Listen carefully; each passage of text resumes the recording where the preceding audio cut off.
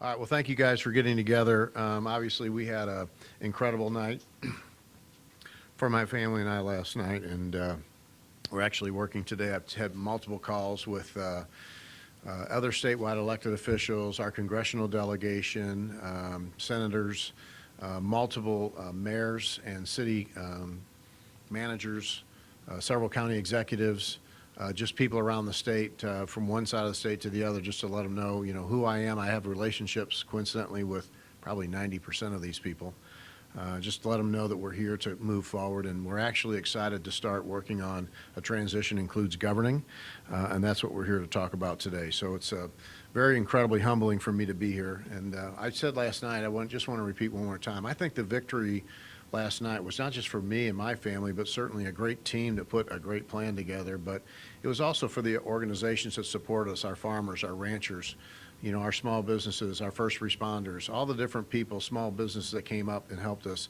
I think it was a great victory for them. So we're very, very excited to be able to be a part of that. And as I said, we're excited to actually get out and kind of start governing. And this is a new world for me because I'm not used to people catering to me. So, but we'll get through it.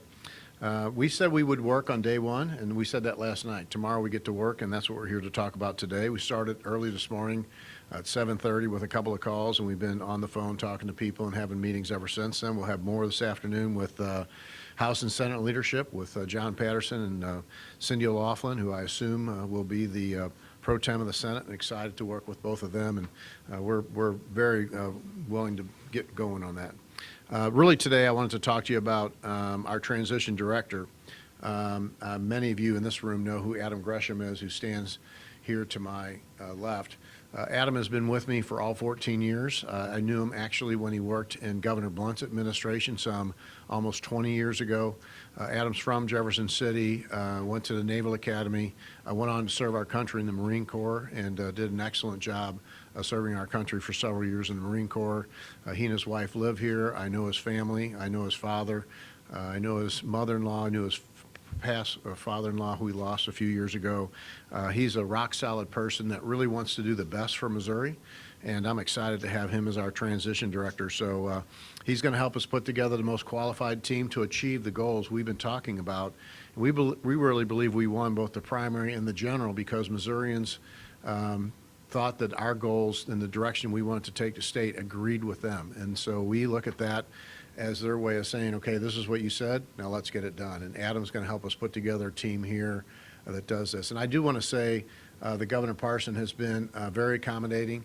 I'm a big fan of Mike Parsons. I think you know that. But he and Teresa and then many of the governor's staff have been very active in reaching out to us, letting us know what we can do to help with the transition. And so we're grateful to Governor Parson and his team for also offering that. So I'm going to turn it over to Adam and let him tell you what's on his mind, and we'll take some questions after that. So Adam? Thank you. Well, thank you. Congratulations, Governor-elect. To you, my charge from Governor-elect Kehoe is to help him build an administration that represents his values, and shares his vision for Missouri. We need it to be composed of the best people possible, and we need it to function in a manner that meets the needs of Missourians. The Governor-elect's small business background means that he expects state government to function effectively and in a timely manner. The transition window that we've got is small, and there's a lot of things that need to be accomplished in a very short order. These include, but are certainly not limited to, the state budget, policy, and staffing. It's important for Missourians to know how the transition is progressing, and Governor-elect Kehoe has instructed me to ensure we work to make this process transparent and accessible, and that's why we're holding this press conference today. We'll continue to keep the media and Missourians informed. As the Governor-elect said, the work of the transition began today, and it's going to continue until noon on January the 13th when Governor-elect Kehoe is sworn in. Later this week, I'll announce the other members of Governor-elect Kehoe's transition team. And since we're building a team, I want to ask here for any of those who might be interested in serving in the Kehoe administration. We have a website set up, governor-elect.mo.gov. So anybody who wants to explore opportunities, please feel free to do that. Again, it's governor-elect.mo.gov. Thank you. I'm happy to take any questions. Have they given you a budget for this transition? Like $100,000? It's in statute, Kurt, yeah. That's exactly what it is. It's defined, and so that is the budget for the governor's office transition. And then have you started to, well, I believe you have started to already interview people, perhaps some from the Parsons administration, but have you made any decisions yet on who you're looking for, who's going to stay on board? This press conference today is announcing me as the transition director, and so that process will begin, has started today, and we'll do that going forward, interviewing people. I have not made an offer to anybody, again, just put in this position today with the election yesterday.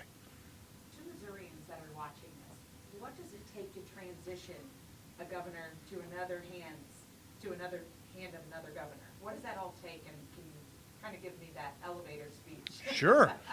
Well, it takes a lot. I mentioned just a couple of things in here. We've clearly got to formulate a policy approach.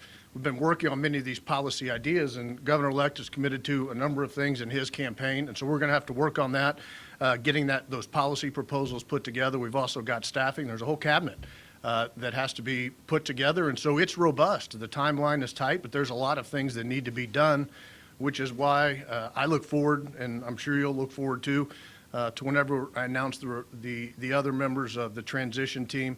My goal and my charge from Governor-Elect is to make sure we put together a team that moves Missouri forward, that represents his values, and that works for Missouri. And so that's a lot to do in a small answer. There's a lot of things that need to happen.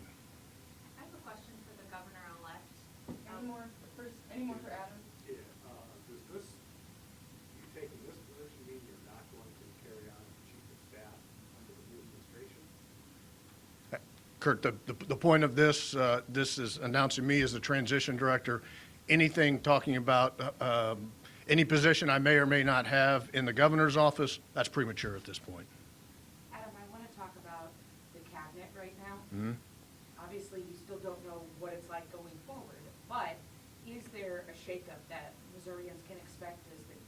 Has your conversation been that you want to leave things kind of as they are in the different cabinets that Missouri has? My goal is to find the best people for the right positions, whatever that may look like. So that's my goal. That's what Governor-Elect has charged me to do. And so right now, that's what I'm focused on doing, wherever those people may be. We've heard the Governor-Elect talk a lot about his crime plan. Mhm. I know their details weren't really released yet because we're waiting for this, but is that part of this?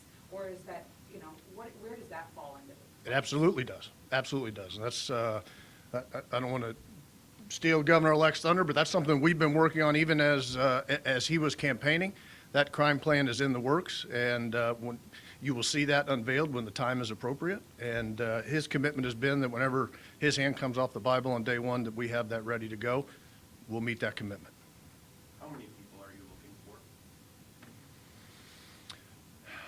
looking for? In what respect? So, In building the transition, how many people do you go to that website and say, yeah, I want to work for them? anybody who has an interest in doing it. And so I put that out. If Missourians from across the state, I don't know how many we'll get. Maybe we can break the website. I don't know how that works, but I want anybody who has an interest, if they have an interest, they should explore that. And if they think that if they have something they can offer, we'll be glad to look at that. Again, what Governor-Elect has told me to do is put together the best team that represents his values and works on behalf of Missourians. Now I'll switch to questions for the Governor-Elect. Thank you, Adam. I can tell you that I put a lot of trust and faith in Adam Gresham, and as he mentioned, our crime plan has been being worked on by stakeholders, so police chiefs, sheriffs, highway patrol, retired highway patrol folks. Attorney General Bailey's been heavily involved in those conversations, and it's not baked yet, but we didn't want to wait till November 6th to start figuring out what that might look like. So I think it's responsible for anybody, no matter if it was me or anybody else running for governor, to not wait until the election. I'm hopeful that all the other candidates were working on trying to make sure they had a team ready to get to today. Amendment 3 passed. I think that's probably on everyone's minds. Obviously, that needs to go through some court challenges, but as governor, what kind of policies or restrictions on abortion would you like the legislature to enact within that framework?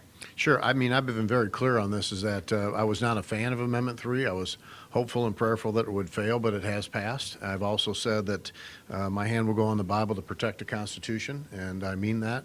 But I'm also going to always work for ways to protect innocent life and really create a culture of life within our state. I think that's one of the problems that we have as a country and as a state, is that we've lost the value, in my opinion, of the meaning of life, and certainly innocent life is one of those. I work with legislative leaders to answer that question, to find out what their caucuses feel like any appropriate next steps are, or if those steps are available in the legislative level. Do you think there needs to be lawsuits filed against Amendment 3? Do you think that there's legal action? You know, the same as you guys, I've heard and read some reports on social media that people were thinking about that. I haven't been a part of any of those conversations, so. I'm hoping to drill down just a little bit, realizing you're not Attorney General, but in light of the passage of Amendment 3, I mean, what can you do? It's like, it would seem to the ordinary person that your hands are tied, because this is a constitutional amendment. And you talked about how that was valuable for you to abide by the Constitution, yet you want to ensure that Missouri respects and protects innocent life, to use your words. I mean, what can you do? Well, we're going to have to work, like I said, we're going to have to work with our legislators and leaders to find out what are any other options that we can do to protect innocent life. And you're right, once it's in the Constitution, it's, it's not an option, right? And so we'll have to look and see what all the avenues that are available. It's important to me, and I've made that very clear through this whole campaign, that protecting innocent life and creating a culture of life in this state is very important to me. Are there particular cabinet heads now that you would like to keep on board, and if so, what? Look, I think Governor Parson has probably one of the most talented cabinets I've ever seen. But he and I manage different, and so any time I've ever acquired a business as a small business person, I've always been interested in talking to people that are at that business, as well as other people that are outsiders, and find out who is the most qualified to meet our objectives. So I look forward to having conversations with all those people, Kurt. You know, the first thing you said after thanking folks, and talking about your mom, which was pretty moving, was about having police officers' backs. And I know that that's something that you're still working on, all of the policy proposals, but you said you've already started. Can you give me some ideas about specific policy initiatives that you would push the legislature to accomplish that goal? Yeah, I've been, very vocal, especially in St. Louis. I think state control is appropriate for that police department. I've talked to Mayor Jones this morning, and she violently disagrees. I wouldn't say violently. She very much disagrees. The word violent is not appropriate, so I'm sorry. But I've known Tashara a long time. We come from the same neighborhood, and we both want what's right for St. Louis. So I think that's a piece of that puzzle. I don't think it's the only puzzle. There are other states around the union. We're looking at some models they've done for recruiting and retention of law enforcement officers, and we think we've got some pretty good ideas out there to give the men and ladies in blue the resources they need, the protections their family need, to really make Missouri one of the best, if not the best, law enforcement states in the nation. And our crime plan will include what that's all about. But we've got some really good ideas out there on that. Have you spoken with Chief Tracy? I have not today. I have previously in the last couple of days, multiple times. I would consider Chief Tracy a very good friend. I think he's a great leader. I'm very happy that St. Louis has him. And with him and Gabe Gore in place, I think we've got some of the essentials we need to really get some things done. And that, quite frankly, that was the mayor's conversation this morning. And I don't think she'd mind telling you. She feels like they're making progress. And I'm going to be open to sitting down and talking with Tashara, Mayor Jones. I'm sorry about that. May I ask, I believe I am the only Kansas City media representative. Very good. And I realize the state control issue is something right now confined to St. Louis. It may eventually come up in Kansas City, as there have been repeated discussions about perhaps trying to take back local control. But who are the officials? You mentioned talking to county executives and mayors and police chiefs.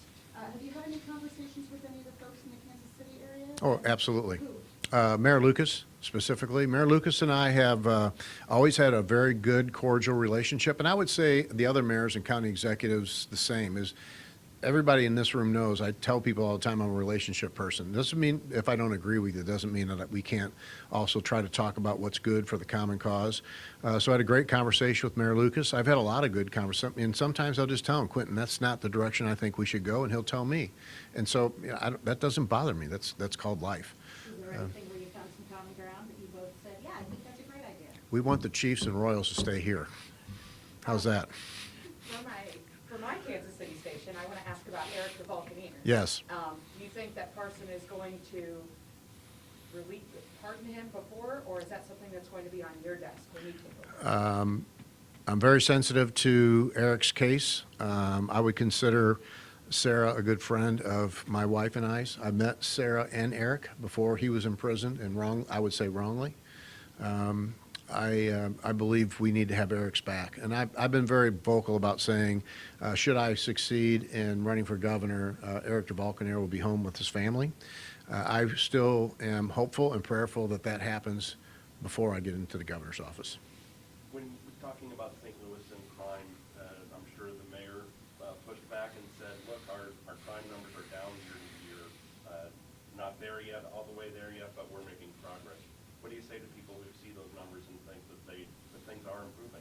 Well, one thing I hope to do is connect the two people who think those numbers are different. So when I go talk to the business community, and I was just at the old post office with many developers in the downtown area about 10 days ago, and they're concerned about spending capital in downtown and additional redevelopment without the crime situation improving.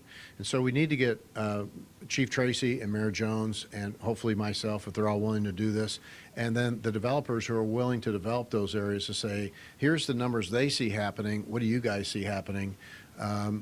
There's a disconnect there, is what I'm telling you. And you're not going to have any private business consortium spend money in redeveloping areas of any inner city, not just St. Louis, unless they feel like their employees, their customers, et cetera, can be safe. And so that's the goal. We need to get everybody on the same page on what it takes for them to deploy capital into the inner city St. Louis, and what the city's commitment is to make sure that that capital is protected.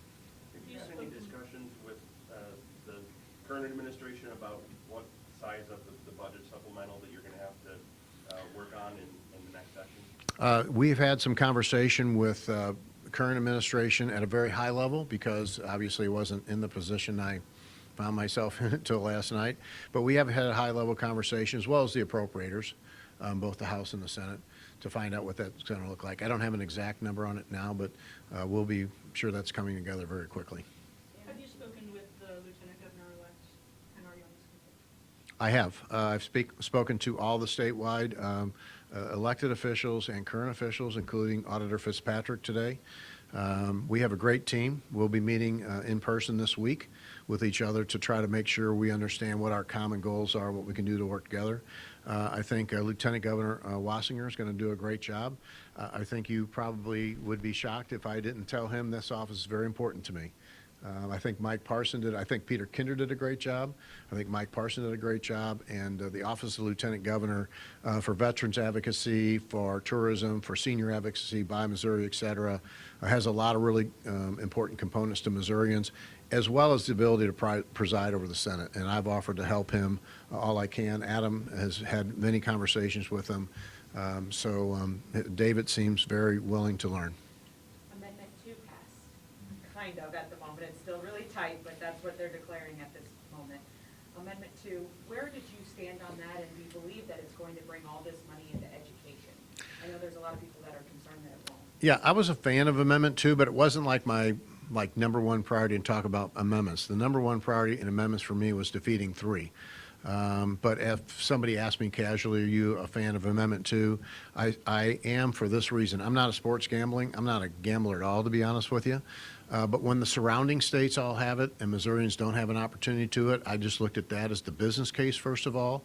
And again, as we talked earlier about Amendment 3, the constitutional funding is in the language. And so that funding will go to education. To continue. I probably have time for 2 more. Do you have plans to live in the mansion, or are you going to stay in your current residence, or stay at the farm? What's going to happen? Is that the only question you have for me today, Kurt? You know, I am, and I will tell you, Claudia, my wife Claudia, many of you have met many times. We are incredible fans of the history of the mansion, of what the Parsons and the various state legislator appropriators, as well as OA and others, have done to restore the magnificence of that building. So we have a lot of respect for it. Whether we stay in there every night or not, I don't know that we've gotten to the point where we're going to make that decision. We're very sensitive to the folks who are tasked with keeping an eye on us, and we're not going to imposition those people. So, but as you're mentioning, we still have a full operating business at the farm, and so I intend to continue to operate that cattle operation. So we'll spend some time there, and we'll kind of cross that bridge when we get to it. But Teresa Parsons has done an incredible job. And we've got a lot of great first ladies, so this is not a slam against anybody else, of really opening up what she's coined as the people's house. The mansion staff is some of the best people I've ever worked with, and so we're big fans of keeping that mansion in the shape that it's in and open to the public. What do you hope to accomplish in the next 90 days? Putting the team together, I think, is very important, as Adam mentioned. And again, we're looking at what that takes to not only accomplish our goals, but you know, when you get into this position, you have the things that you told Missourians you want to do on the campaign trail, but then you know what else? Life happens. We had some incredible flooding and some very difficult situations Missourians were put in, specifically in Carter County and down in southeast Missouri yesterday. Our own farm is underwater right now for the first time in many, many years. So just different things like that, that as you're going through the transition process, things that you don't expect happen, and we're looking forward to working through how to resolve those problems and take care of Missourians who are in tough situations. I wanted to ask about the sports betting and keeping the Chiefs and the Royals here. Is that part of your plan? We heard from Parson that he's trying to get something on the books before he leaves office, but are you expecting to having to pick that up and possibly do something next session about that? Yeah, I've asked him to take care of that before I got into office too.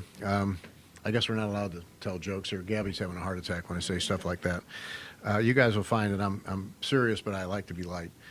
I think it's a piece, Emily, to answer your question. I don't know that it solves the entire problem, but that entire situation of where those teams go and what it takes to keep them in Missouri has a lot of components to it, and it's a moving puzzle all the time. So I think it's, in my opinion, it's definitely an important piece to the puzzle.